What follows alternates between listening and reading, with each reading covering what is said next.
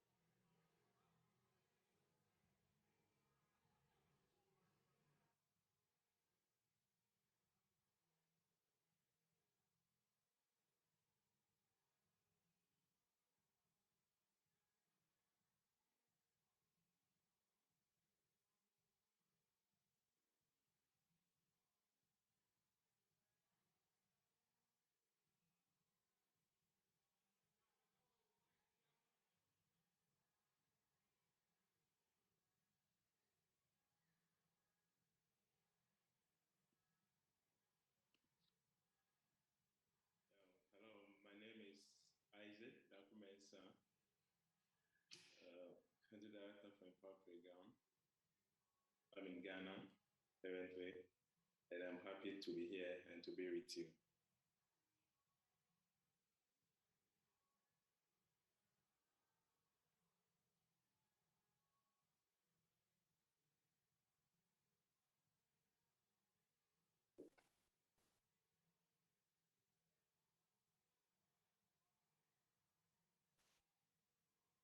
Hello, can you hear me? My name is Isaac Dakumensa, country rep for Empower Playground, and I'm in Ghana.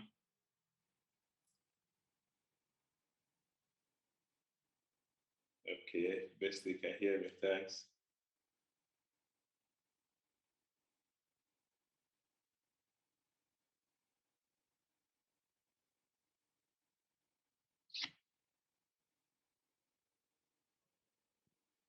All right, we can hear you. You're good to go ahead. Oh, unmute, mute us, unmute us. All right, you can go ahead and talk. We can hear you. Okay, great. Go ahead and introduce yourself. Okay. So, as I said, my name is Isaac Takumensa. I'm the country director for Empower Playground, currently in Ghana, and I'm happy to be with you and welcome you all to today's event. We are happy to be here at this moment and to have time to share some time with you. Nice to be here and nice to meet you all.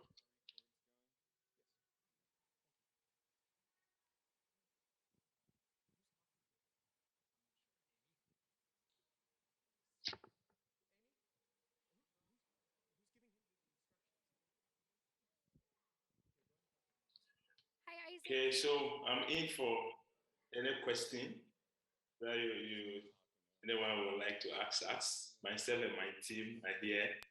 So a question that goes to George or Richard or Peace, they are all here to support us. So if there's any question, please, I'm ready to receive them.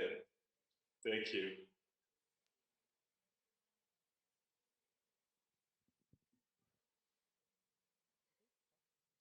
Isaac, the first question we got is tell us about how you've seen EPI grow. And others on the Zoom, if you have questions, feel free to put them in the chat. So, Isaac, how have you seen EPI grow? I joined EPI 2010, and 2010 coming. 2010 we're in a few communities, and then now we are in 62 communities. So in terms of adding communities, we've increased massively. The technology also has changed in terms of the design and the manufacturing of the merry-go-round. It's now solid, lasts longer, and durable. Before, there were some wooden parts that were used for the merry-go-round that, termites eat it up. And then sometime at the end of the year, we go around to paint those merry-go-round. But now, no painting, merry-go-round is solid, it lasts longer, and the kids have fun. In terms of community participation, we've able to work with communities, and then we've been accepted more in communities because over the years we've able to gain the trust of the community. So wherever that we send to the community, they are ready to collaborate and work with us. So in terms of that, and then in terms of impact, we've impacted more communities, more children are coming to school in wherever we find our merry-go-rounds. And one interesting thing is that a teacher will be transferred from a school to another school, and then they will just call us, say, Isaac, I'm in a new school, and we would like to have EPI project there, meaning that they've seen the impact in their previous school, and they want to see it in their current school or the new school that they. So when we want to talk about growth, I will have so many aspects to talk about. So, but over the years, we've really grown in terms of technology, in terms of growth, in terms of access to more communities to have Empower Playgrounds. It has grown from different angles. Perfect. Thanks, Isaac. Another question came in from the Zoom, which is, can you tell us a story of an individual, maybe that you've seen has their life been impacted by Empower Playgrounds? Oh, yes, there are a lot of questions. I don't know if you unmute George. George would like to talk about Patricia, one particular lady, a young woman that we've monitored over the years. George.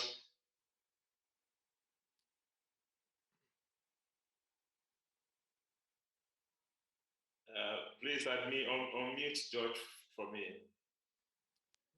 We are working on it, Isaac. I think we'll get him. Okay, George. Yes, my name is George Thompson, and I'm the project director for Empower Playgrounds Ghana.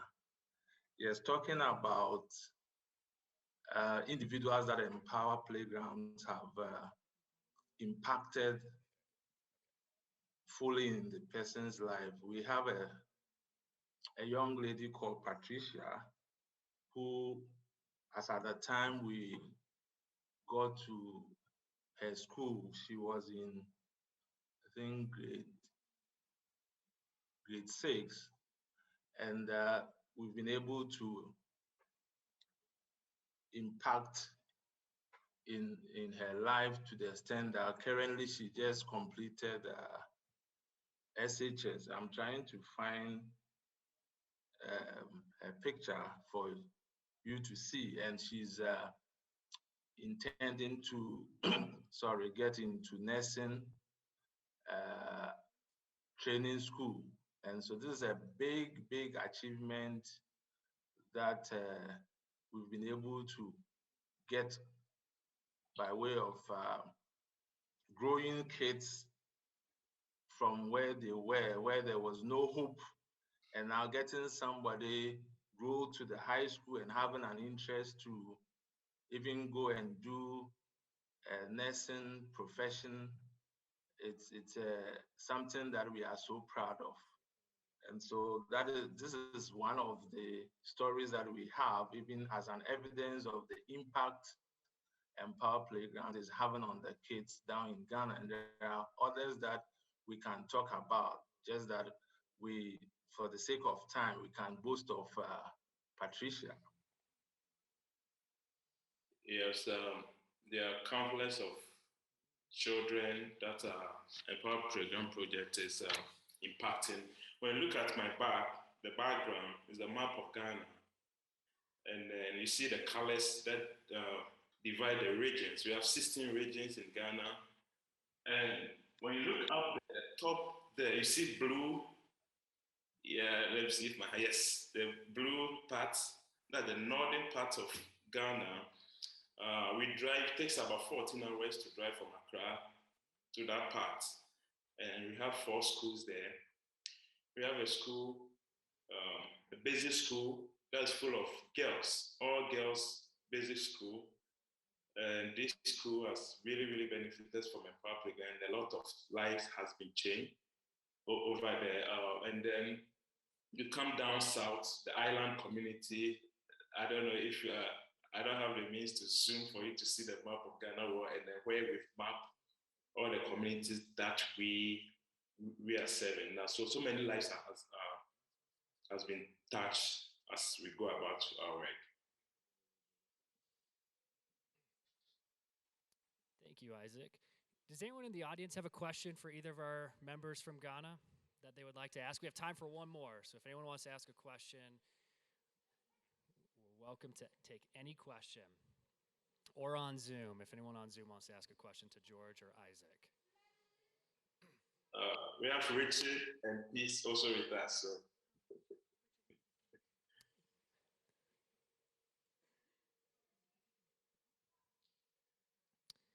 All right, Isaac and George, thanks so much. We'll end our Q&A. We'll start the program.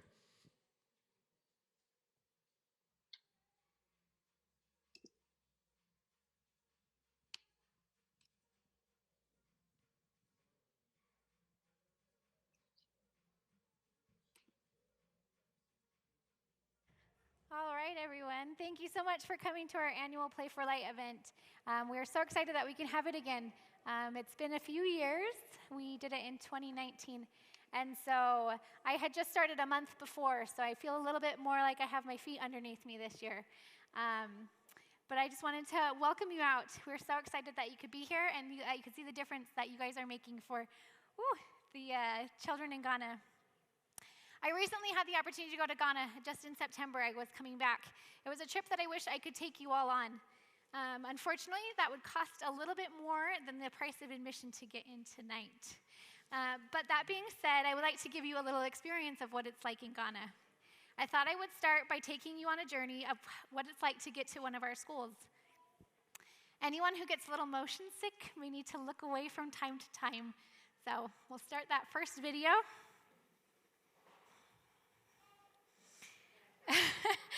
So we took this as we were going to one of our schools, and it's a joke in EPI that as a general rule, with the exception of only 2 schools, we cannot travel on a good road in Ghana.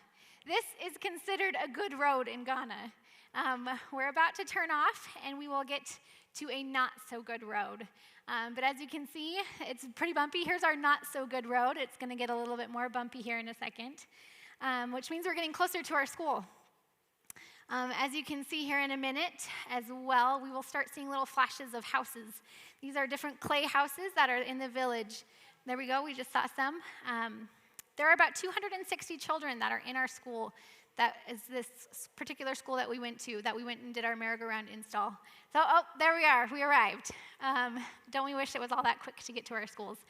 But if you noticed, at the very end, we pulled up and the kids were actually eating lunch. And it's a meal not very different from the one that you are eating tonight. Something that is a little different from their meal to your meal is the color of your water. So if you all look at the color of your water, it looks pretty clear and you can see it. However, the color of the water that we have in,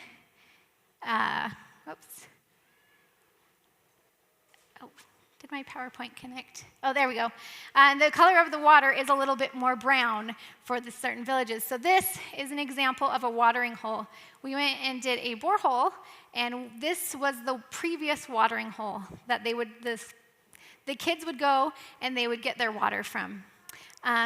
What you cannot see in this picture are the snakes. I found out about the snakes after I had gotten back up from the watering hole. I'm really glad I didn't know about that beforehand. But the kids are the ones who typically go get water for their village, for their families. And they have been bitten by snakes, and it is something that they struggle with over there.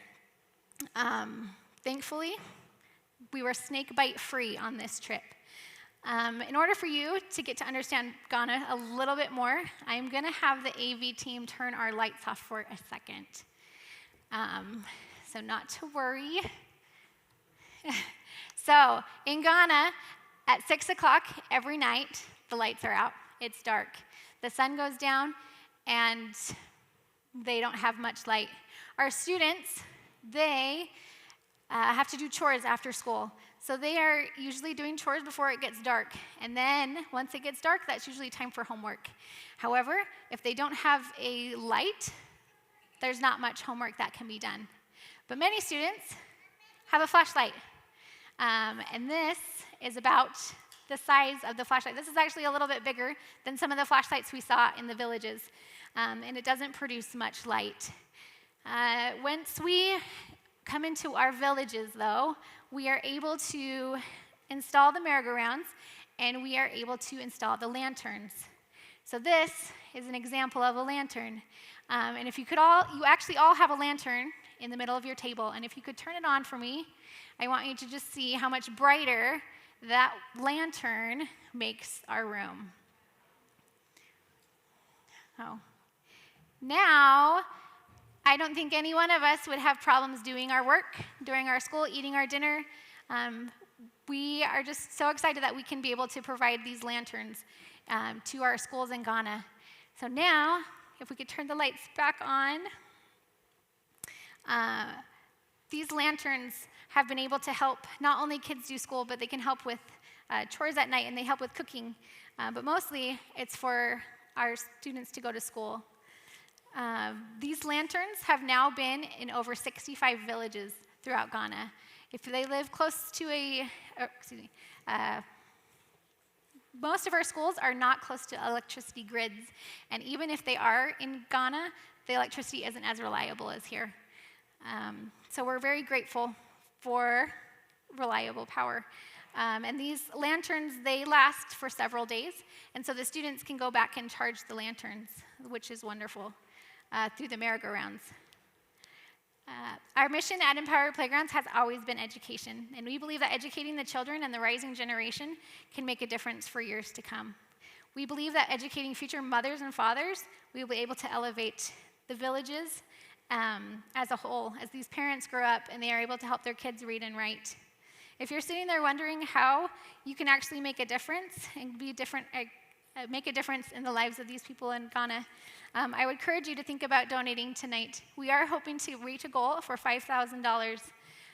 We do have 2 donors who are very generous and will match any donations that will be made tonight.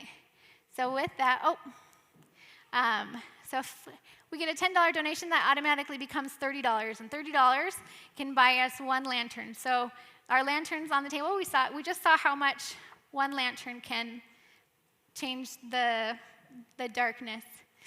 $100 becomes $300, and what that can get us is feminine hygiene kits for 2 schools with about 30 to 40 kids per school. $1,000 becomes $3,000, which means high school scholarships for 2 kids. This is a big deal because in Ghana, typically high school has been something that you had to pay for, and now it is something that is considered free from the government. But most of the schools in high schools in Ghana are boarding schools. So their education may be free, but then they have to pay for things like their uniforms, they have to pay for housing, they have to pay for food. And $3,000 can actually support 2 kids for the 3 years of high school. And $5,000, which is what we were hoping to raise, becomes $15,000. And what that can do is it can get us a classroom block. It can get 3 new boreholes. It can get 3,000 Days for Girls kits, which is 3,000 girls that will help go to school. So that's a wonderful thing. But to me, the best part of EPI in our organization is that every dollar that you donate goes directly to the project that it's intended for.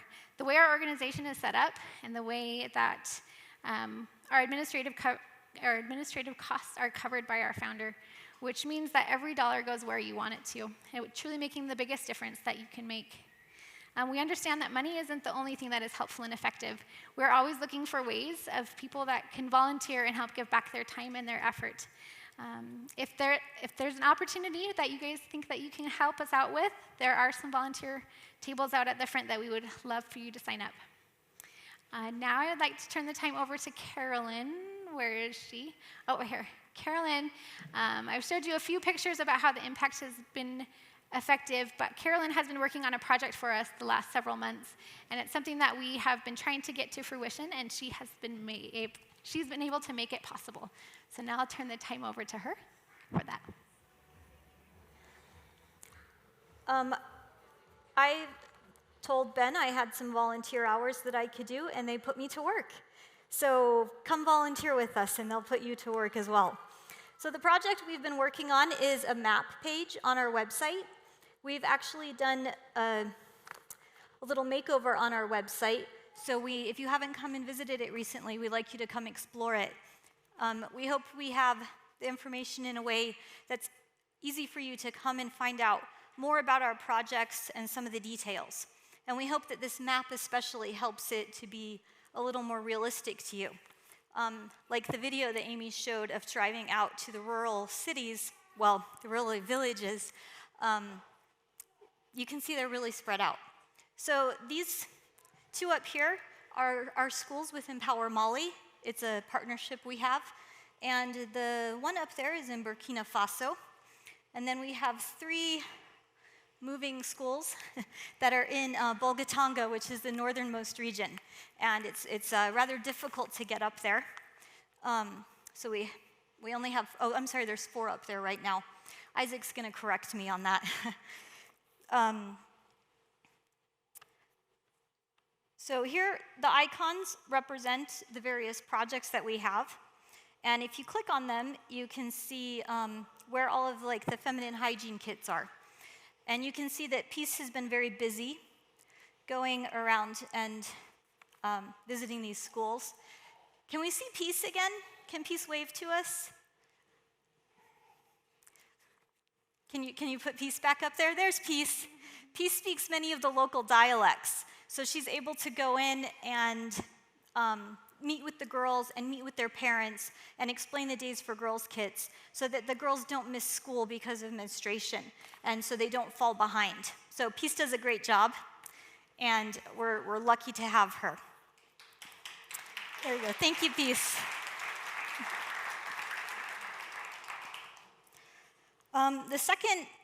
The second icon that we want to look at is the science kits. And we're going to scroll down and show you Urudu. And Isaac's going to correct me tomorrow that I totally said that wrong. The science kits go along with the government curriculum, so it helps the teachers. And this science kit that they're working on here is a magnetic kit. So you can imagine that it would be hard to understand magnetism if you've never felt the attractive pull between two objects. And magnetism is the basis for electricity. So we might have a future electrical engineer here that's going to be interested in studying electricity because of their experience and understanding of magnetism with these kits. And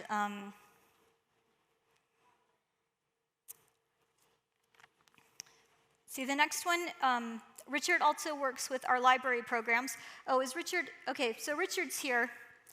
Is he, okay, there he is. There's Richard.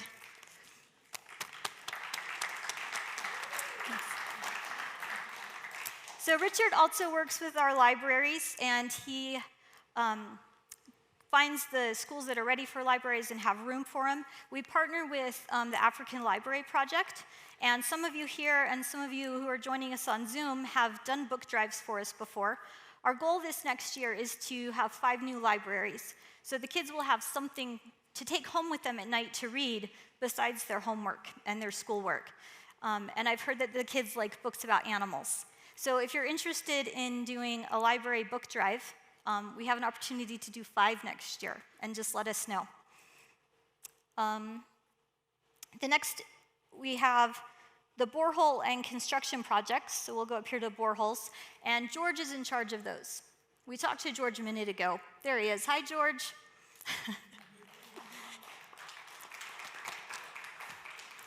So he oversees our boreholes and construction projects, and the boreholes help the kids to miss less school because they're not sick because of the water that they drank. And the construction projects, like the classroom blocks, allow the students to have a class where they're protected from the rain and the weather, and it's a more comfortable place than having a class under a tree. Also, they've done a few teacher bungalows because having a comfortable room and a solar panel that can charge a cell phone is a really good incentive for teacher retention, so teachers will stay in these more rural areas. And Isaac oversees the installation and maintaining of our merry-go-rounds. So if we go back to the merry-go-rounds, you can see where they are. And we've talked to Isaac, so thank you, Isaac. And all of our team, because the schools are so far, they're kind of spread out, all of our team does a little bit of the teacher training, a little bit of this, a little bit of that, but they do kind of have their main jobs. So we hope that you enjoy checking out this new feature on our website. There's a bunch of different pictures to explore. It'll help you get to know our villages and our projects a little more, and you can see what your donations have done and the impact they've had on the children in Africa, in Ghana. So thank you.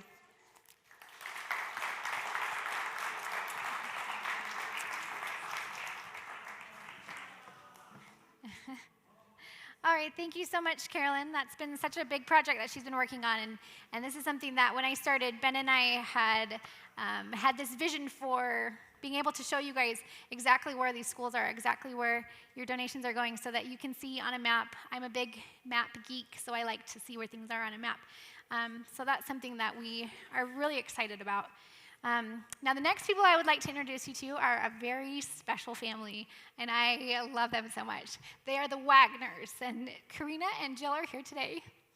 And, sorry, I first met them in March 2020, which everybody all remembers March 2020. But I was in Ghana, and the Wagners came over, and they were on the flight to Ghana when the travel ban happened. And I will let them finish telling the rest of the story because I don't want to steal their thunder. But Jill and Karina are joining us on stage. They are from Texas, and Brandon and Luke will actually be joining us through Zoom.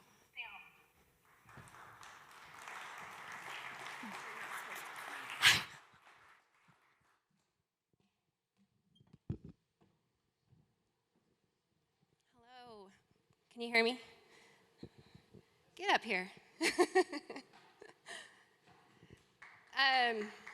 This is my daughter, Karina, and my son, Luke. You can see on Zoom, he's back in Texas with my husband, Brandon. And my mom is here in the stands. And Amy is in big trouble for getting emotional because I was just fine until she started. But I adore her and love her dearly.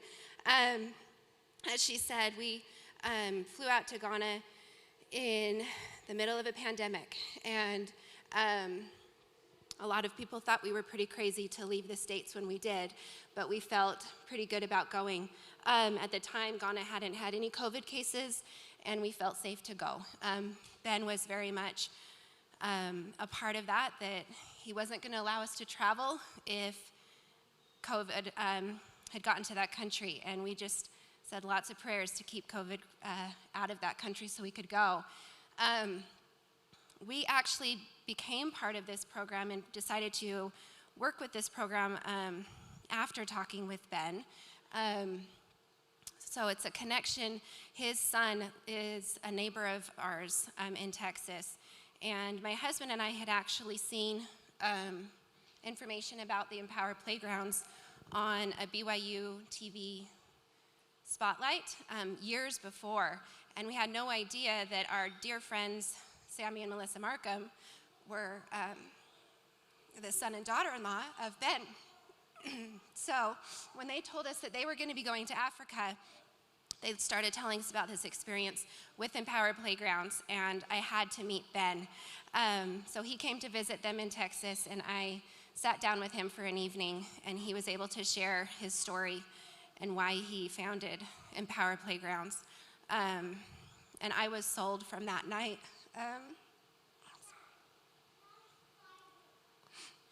I love the people of Ghana and the people that I was able to meet.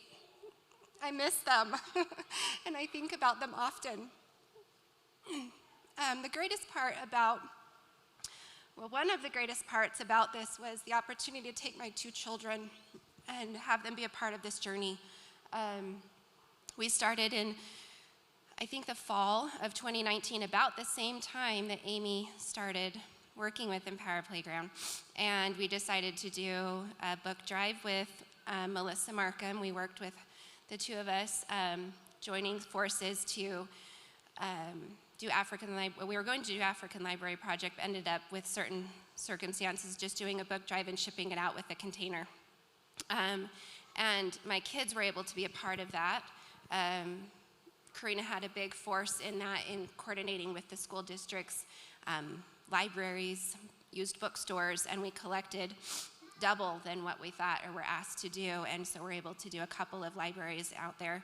And then we were able to work with George, and he reached out multiple times to me prior to us even arriving to their country, keeping us informed of the building project that was happening. Our village that we helped with is called Damasi, and I'm probably butchering how we say that. But we were able to be a part of that process. He would include us in building project updates, and he even reached out and asked for a picture of us and my 2 kids that are going to be coming to introduce our family to their village. I appreciate every part of this experience, and we have been blessed so much more than anything that we've done to bless the people there. Our experience has been life-changing. I'm going to let Karina talk about her experience in Ghana. Okay, so as you guys know, we went to Ghana right as COVID started, which was pretty crazy. And right when we got there, we kind of got note like, schools are shutting down, the kids probably won't be at the school, but we can still go and install the merry-go-round, but the kids probably won't be there. So we were really heartbroken, but we were like, okay, like let's just, this is what we're meant to do, so we have to, let's just still go over to school. And after a very long and bumpy ride, we pulled up to the school, and there were all of these kids in their beautiful yellow uniforms just waiting to greet us.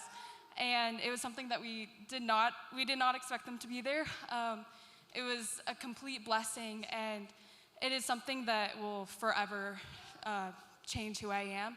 They were able to share their culture with us. They taught us songs and dances and games that made no sense.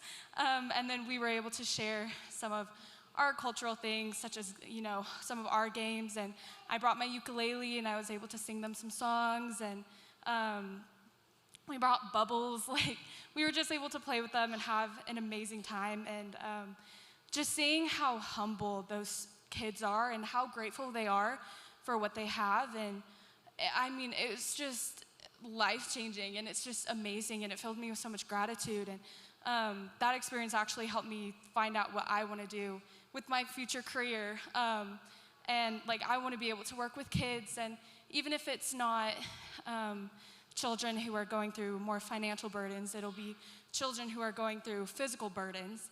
But that decision was completely inspired by EPI and seeing the need that these children have, and it's just amazing. So I'm not amazing with words, but I made a little video that hopefully will work, that will better explain our experience in Demasi.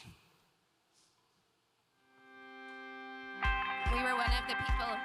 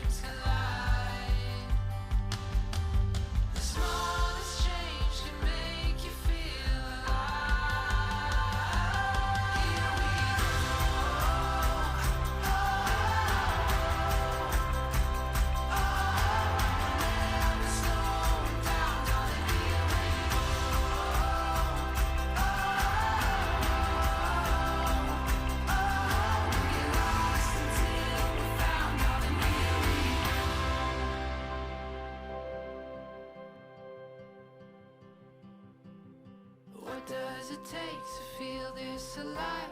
Every day we're gonna try. What does it take to feel this alive?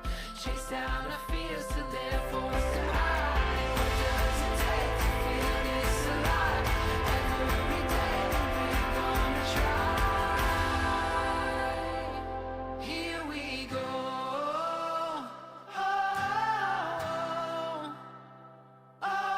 No, we're never slowing down, darling. Here we go.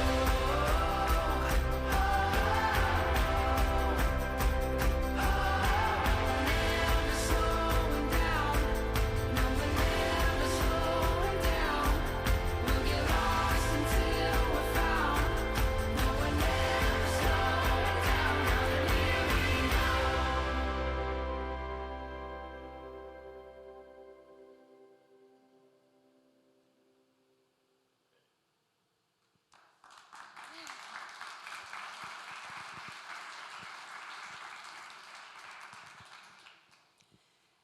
So if you could see the beginning of that building where they had been going to school was pretty dilapidated, and that's the school that they had. They also met under a tree. There was 2 different classrooms that were under a tree, as well as under, how would you describe the other classroom? Pretty broken down. Twigs that were kind of falling down.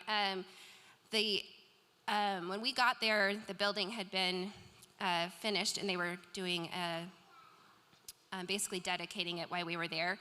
And I was blown away with how amazing it looked. For such a small amount of money, they were able to stretch that dollar and for only $15,000 do that 3-room schoolhouse and provide such an incredibly improved experience for their schooling, in addition to the borehole that was there, watching while we were there, many women coming to fill their water just the day that we were there. So knowing that it's going to improve the lives of the people in that village, including the children, the women, all of them. And this program is amazing, and I'm so grateful that we were able to be a part of it and continue to look forward to the opportunities to be more a part of it. My husband has some words that he'd like to share. I think we're going to hear from Luke first. Oh, Luke. Go ahead, Luke. I was able to go there right during our school spring break. I was able to see different foods and cultures and be able to see like just different things. I was amazed by like there was this drink called Blue Sky. The second you look at it, it literally just looks like a orange juice, and you taste it, and it's just fantastic. And all these little things I just added up to make it like a perfect experience. As you saw in the video, I was able to like read to all these children, and you would read a verse, and then they would repeat it to you, and you just couldn't get a grin off. Like they were literally smiling the entire time. The whole experience, whether it was from the bumpy roads to the little sleep that you'd get from the time zone changes, it was just fantastic. There's nothing that I wouldn't wish to be able to go back out there and be able to experience it all over again. And that's what I brought. So thank you.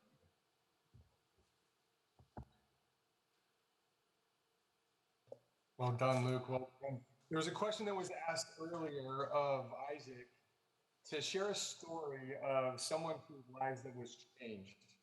And these 4 Wagners, 5 time zones away from our friends in Ghana, our lives were changed. They would never be the same. This almost feels like a little bit of a family reunion. The time that we got to spend out there with Peace, with Richard, with George, and with Isaac was absolutely amazing. If I had a word to describe that team out in Ghana, it would be faith. Now, I don't mean faith in a higher power, although they do have that in spades. They have a great faith in humanity. They have a faith in tomorrow, a faith in the future. As was mentioned before, we got out there right on the cusp of COVID. And through all of it, they were fearless. They put their faith in humanity, in the future, into action. And they did that consistently. Many of you are aware of or have heard the phrases that to truly live a life is to live, to love, to learn, and to leave a legacy.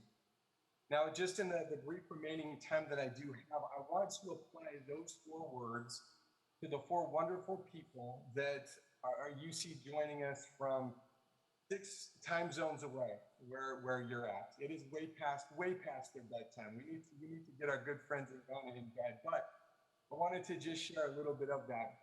To live.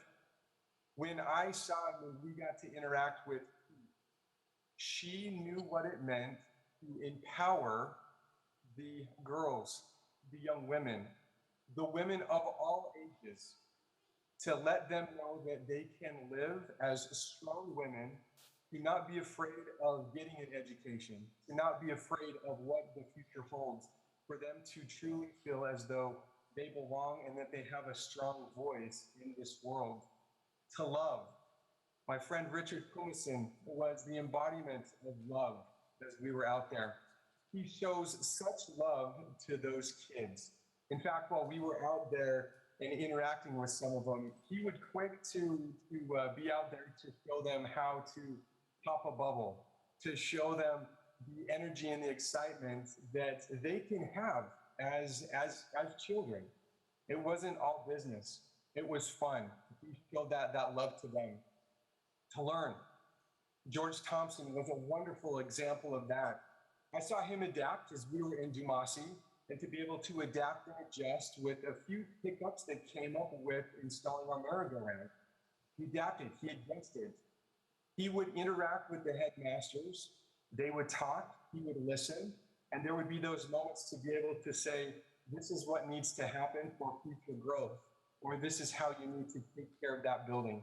And ladies and gentlemen, let me just share with you that they truly did take care of those buildings. In fact, they had such reverence for it. Before the building was formally dedicated, they wouldn't let the children go in there, even though it had been ready for a day or two. There was that type of love and respect that was there. And to leave a legacy. Isaac, Brother Daco Mensa, it was such a pleasure to get to know him, to interact with him and his family. He knows what it means to leave a legacy. I saw him do that as a father, as a brother, as a friend. And the love and care that he has for his job, the love that he has for Empower Playgrounds, and this extends to all 4 of my good friends in Ghana that are on this call. They love what it is that they do. They realize that what they are doing not only strengthens their family, their family that is extended out through the beautiful country of Ghana, but it will extend into generations. We will be, as the Wagner family, forever grateful for Amy and Dave, who we got to meet and interact with, for Ben Markham and his family, but most importantly from Pete, from Isaac, from Richard, and from George, and for the love and care you showed us and treated us as your family, even though we were a guest many, many time zones away. Thank you so much.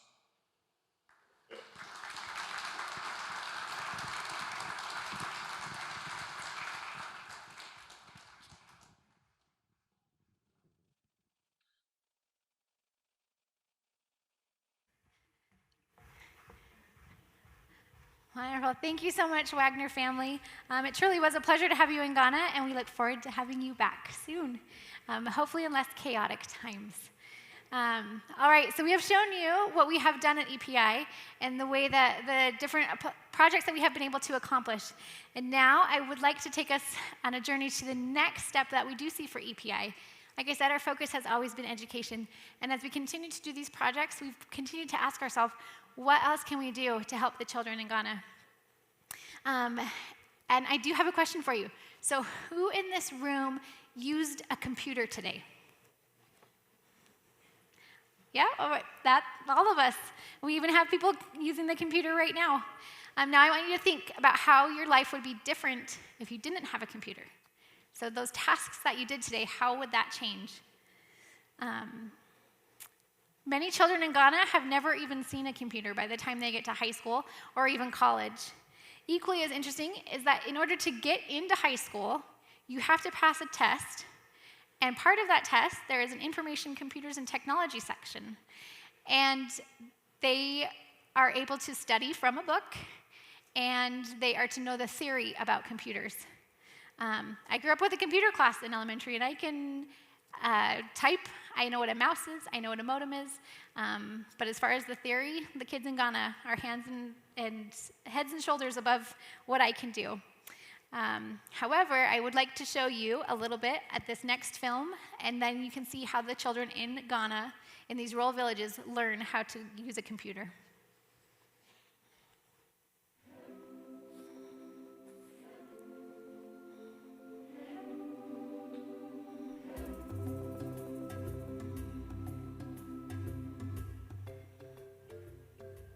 This is my ICT.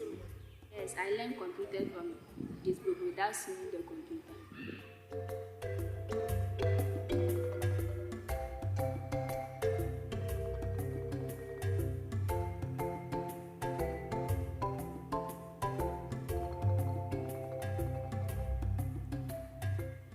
Have you ever seen a computer before? No, I haven't.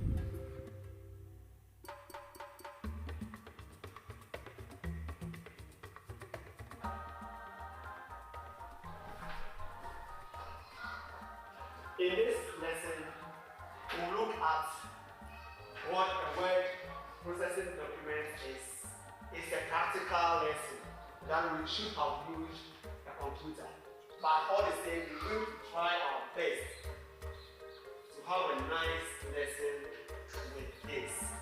And with this, we are all going to try our best to draw the window. So kindly get your pencil, your eraser. In fact, what we are drawing movies look like the ones on our computers. But at least it will resemble it, okay? This is how we do it. On the chalkboard or the blackboard, because we don't have access to the computers. This is how we do it. My name is Afia Isaac, the head teacher of Bahankra DABC School. We are struggling in teaching ICT over here because we don't have computers. And you know how difficult it is to teach ICT without computers, because you need computers for the kids to practice.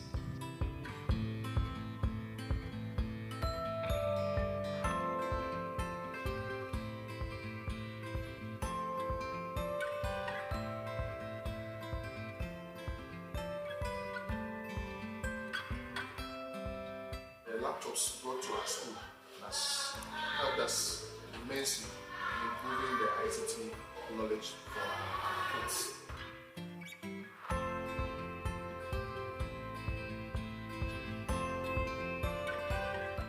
My favorite subject is ICT. Yes, I like my ICT class. I like learning about computers. The use of the computer will be the best way to teach the ICT lessons. Like what we are doing now is very practical, but we don't have the computer. So we try to use the blackboard. So if you get computers, it will be more beneficial for the teaching and learning of the ICT.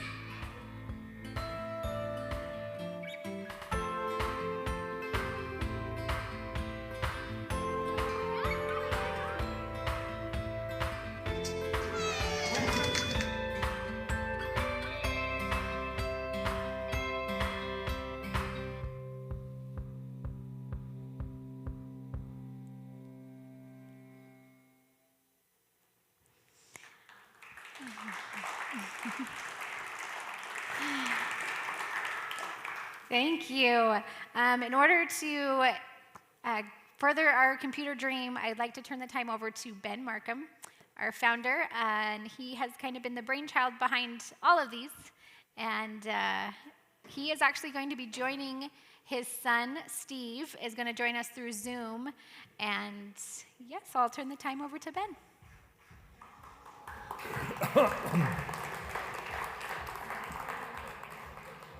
There's bright lights up here. I'm not used to that. Let me just say thank you for all of you that are here. Almost everybody here has been involved for a while, and I hope you got a better feel for what your involvement is doing for a whole bunch of kids.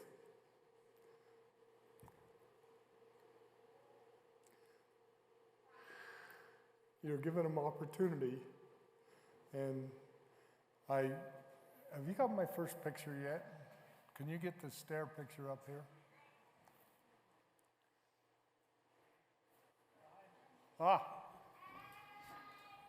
One of the things you learn real quickly in Ghana, that you look at the stairs when you're going up. In the US, you take the first step and your brain records the rise and the size of the horizontal plane, and then you can just go up the rest of them because they're all the same.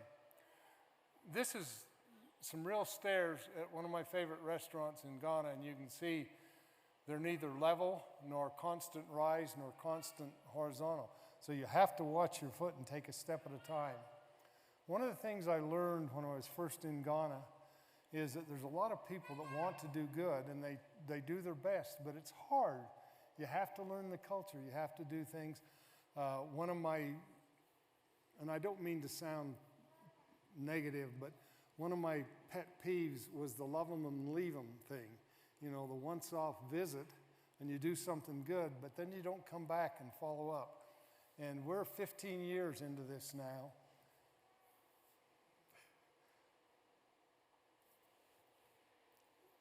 And we're not leaving.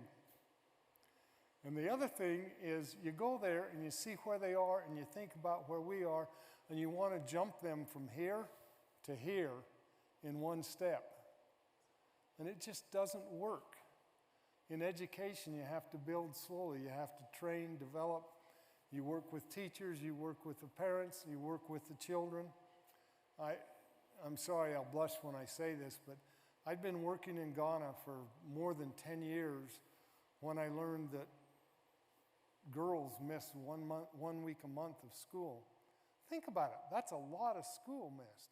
And when you realize that an awful lot of girls at age 13 are in like 3rd grade, it's not just high school age girls, but they're, you know. And so we got peace and we started a program to help resolve that. And it's one of the great things. Next to lighting, it probably does more for education than anything else we've done. So we're taking steps, but we're taking them carefully because they aren't all the same. And it's clear that we need to have computers introduced, and Amy made a very passionate plea. Your donations over the next few years are going to buy computers. The guy that developed the lantern that we use, the one there, and it's an awesome lantern. It runs on high power for about 25 hours. It's really good.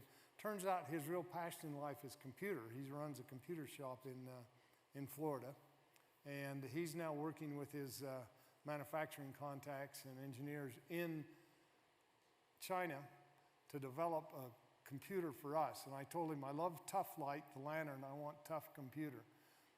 It's tough for anything like that to work in Ghana because it's dusty, humid,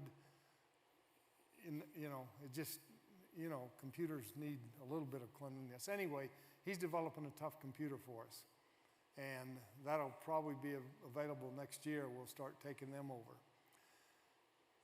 But the 3rd year of computer science in junior high requires students to have the internet. And this is really funny because a lot of the schools that we're at, there's not even cell service. How are they going to get the internet? Well, we're working on that. And I'd like to introduce you to my son, Steve, who's over there. Make Steve big. He's in Schenectady, New York. And he is a networking expert. Let me just say that. And we decided to have him test a little program for us. So I'm going to let him talk so I can cry in peace. Thanks, Dad. So I'd like to say a few things about my experience. Dad asked me about 6 months ago to try out Starlink Internet. It's a satellite-based internet using low-orbit satellites, so you don't have a lot of the same problems you used to have with the satellite internet we're used to. My dish arrived in early May, and I was really happy. It took about 20 minutes from the time I opened the box until I sent Dad the first email message. This email went to space. I sent some pictures. I don't know if you can put those up, but I thought they might demonstrate how easy it is. I think it's really relevant if we're going to try to introduce technology in Ghana where we can't really always control the circumstances for each of these rural schools. But I was able to open the box, set the dish up on the ground just by whatever window was most convenient to where my home router was. Didn't have to point it north or angle the dish or anything. It worked automatically. And in a way, it was disappointing. Like my dad said, I'm a very tech-savvy engineer, 15 years of experience in networking. I needed absolutely none of that to set up Starlink Internet. And it didn't work perfectly when I was just on the ground behind my house. My house and some trees were blocking a lot of the sky, and Starlink would lose its connection for 5 to 10 seconds every few minutes. So that wasn't even noticeable if all you're doing is email or web browsing or whatever, but it would have prevented a phone call or when my kids needed to connect virtually to school during the pandemic. Eventually, I mounted the dish up high on my roof so that the house and the trees wouldn't obstruct its view of the sky. And since then, the connection has been as good as cable internet. In fact, I canceled my old internet service and I am exclusively using Starlink now. I am talking to you via space. So some numbers for those of you who like numbers. My download speed is well over 200 megabits per second. Upload speed varies, usually around 20 megabits. Uptime is phenomenal, greater than 99% ever since I've moved it up onto the roof. The latency varies. It's typically 30 to 50 milliseconds, and that's the only step that's worse than cable, but it's not much worse. If you're not a numbers person or not familiar with networking statistics, let me give you this summary. My family streams movies, we play online video games, my kids do virtual school when they're in quarantine, my wife provides telespeech therapy, and it's all over Starlink, and there's no difference compared to high-speed cable internet. It works great, no hassles. So this is really exciting. When I visited Ghana and saw the schools and how they're learning about computers on a chalkboard, it was a real eye-opener. And I love computers. I've been a computer geek since before the internet. There's a ton you can learn from computers without internet access, but it is such a game changer to have this huge resource available to them. And I'm excited about using Starlink in Ghana to provide internet in addition to the computers. So let me share two more numbers. Starlink power consumption is just under 40 watts, and the peak power is only about 55 watts, just when it's booting up. In other words, a single solar panel is enough to power the Starlink dish and modem, and it wouldn't take very much battery to enable internet even when the sun's out of sight. Since I put the dish up on the roof, I've lost internet a couple of times for a few minutes at a time during heavy rainstorms during the late summer. I've lived in this house for 10 years. That's pretty normal. A few storms each summer knock out the internet. But where Starlink comes back online in minutes, as soon as the worst of the storm is past, with cable, I had to wait hours or even overnight for the cable company to fix whatever broke. That would be unacceptable in rural Ghanaian schools that can't count on any infrastructure that they don't own and operate themselves. I've read online that this winter during heavy snowstorms, the outages may last longer than 2 or 3 minutes, and I'll probably lose power in situations where cable internet would be fine. But I'm pretty confident Isaac and the rest of the Ghanaian EPI team has a snow removal plan, so that won't be an internet in Ghana. It won't be an issue in Ghana. I'm excited about the technological breakthrough that Starlink represents. It's really cool to be talking to you all via space. And I can't wait for the students that I met in Ghana and the others at the schools that API works with to have internet access. It's been an incredible resource for my own family that we usually take for granted. I could go on and on how exciting this is. I'll let it back to Dad. He seems to be done crying, but I will stick around later. If you have questions, I'll be online to answer. Back to you, Dad.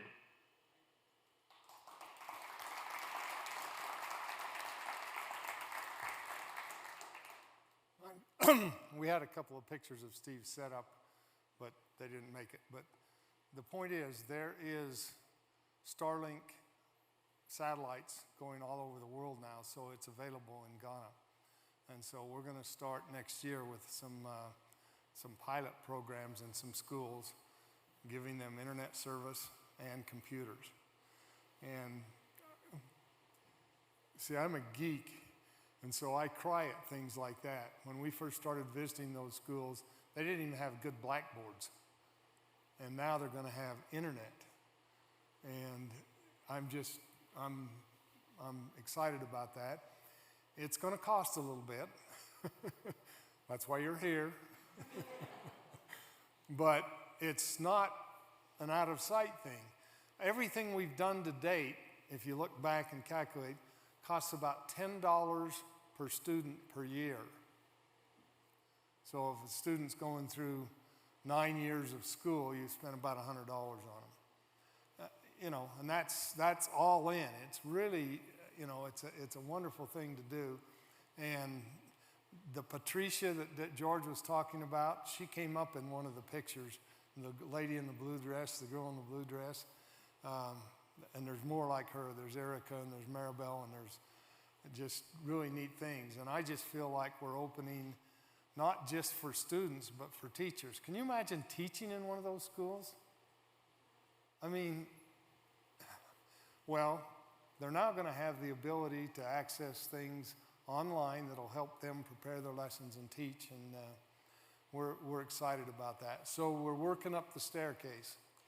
Don't know where it goes yet, but we're excited about it. There's still a lot of opportunity in Ghana, so we're going to keep focusing there and do more good things. I want to say thank you. We have a tremendous team, mostly volunteers, and they work hard. That's the team in the U.S. The team in Ghana is off charts good. You've heard a lot about them tonight. And I've got to say one more thing, and I promised her I'd only embarrass her a little bit. Sarah, will you stand up, please?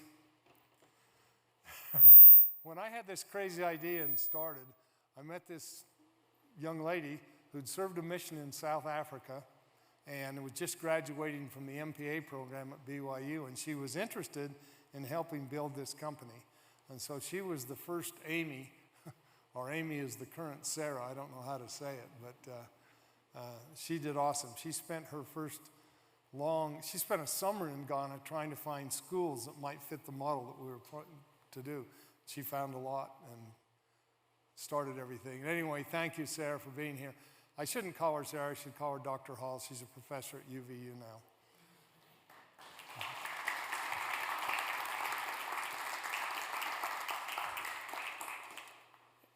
Anyway, thank you.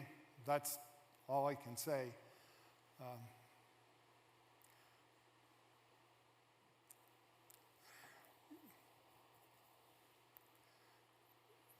Excuse me for, when I had the inspiration, it wasn't just an idea, it was inspiration to do something like this.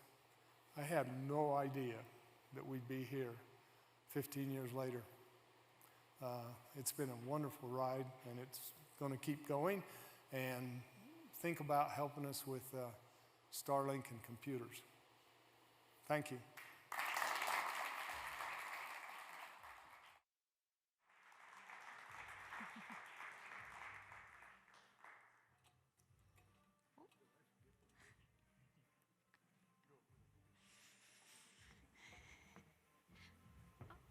All right, thank you so much, Ben and Steve, for introducing that next part of EPI, that we do have this vision that we would like to start exploring. That is the end of our program, with the exception of one short little video, but I just wanted to say thank you so much to all of you for being here tonight. We could not do this without you, and to be able to touch the lives of thousands of children in Ghana and change the trajectory of their lives has been amazing. We have most of our board members here. We have Betsy online, and I'd like the rest of our board members to stand for a minute because they are wonderful. Wes, Angie, Larry, Jaron, you guys are wonderful. Jeff, Sierra, thank you so much.